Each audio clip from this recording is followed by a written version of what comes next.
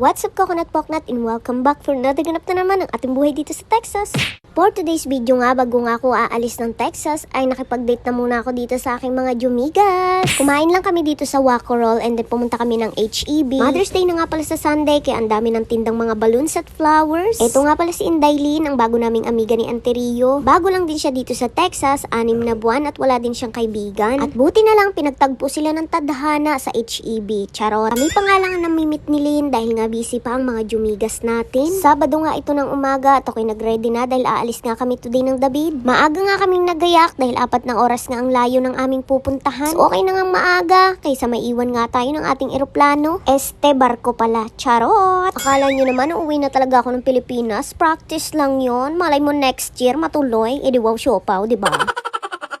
I-manifest natin yan na matuloy na tayong umuwi next year sa Pilipinas. And I thank you. Last year pa nga itong nakaplano na kami nga ay pupunta sa dakong paparoon at paparito.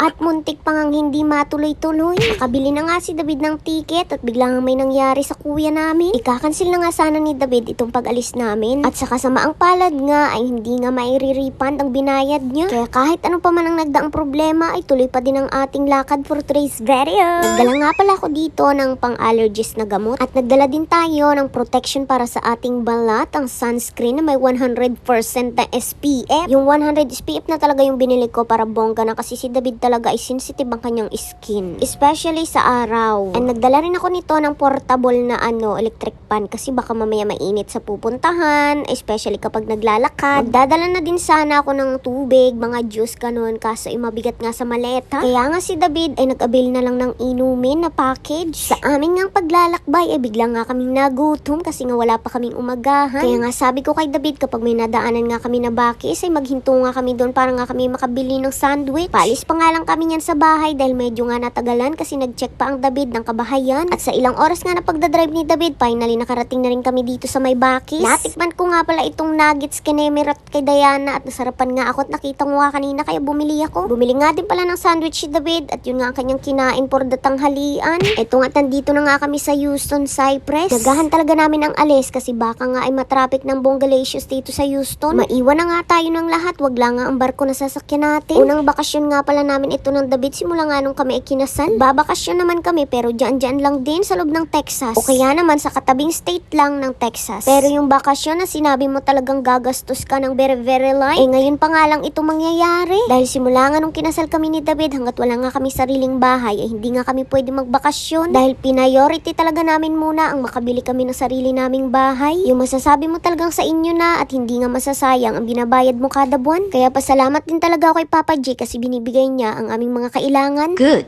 After how many hours na nag-drive kami papunta dito, may nadaanan nga din pala kami ditong fruit stand, parang Pilipinas lang, diba? Nakakatuwa nga dahil parang Pilipinas talaga siya dahil mayroon din ditong mga tindang stop toys. And sa wakas, nakikita ko na ang aming sasakyan na barko.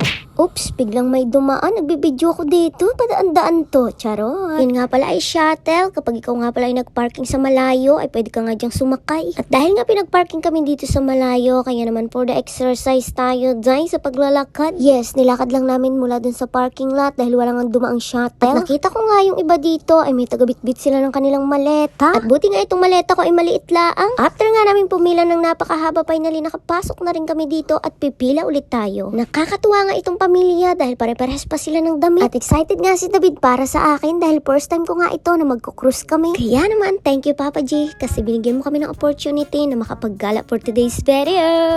Eto nga't papasok na kami dun sa loob ng barko. Worth it nga ang pagbiyahe namin ng maaga papunta dito. Inaantay pa nga namin dito ang best friend ni David. Dito nga lang din pala sila nakatira sa Houston pero na-traffic nga sila. At habang wala pa nga sila, pumunta na nga pala muna kami dito kung saan i-demo nila ang life jacket kung paano ito isuot. Katapos nga dito ay chinek nga namin ang aming kwarto at 1:30 PM pa nga pwede pumasok. Habang wala pa nga mga amigos ni David kaya naman tingin din muna kami dito kung saan kami pwede tumambay. Ang laki nga ng barko na ito kaya hindi namin alam kung saan kami pupunta. Bumalik na nga lang kami dito kung saan kami kanina nakaupo para malapit nga ito sa entrance. Para pagpasok nga nila ay madali nga namin silang makita. And finally, nakarating na rin ang mga bakasyonista at kumain nga pala muna kami dito sa buffet. At this moment nga pala ay nandito pa rin kami sa Galveston. At maya-maya laang ay aalis na rin ang barkong aming sasakyan. Kaya see you again Texas next time. Bye!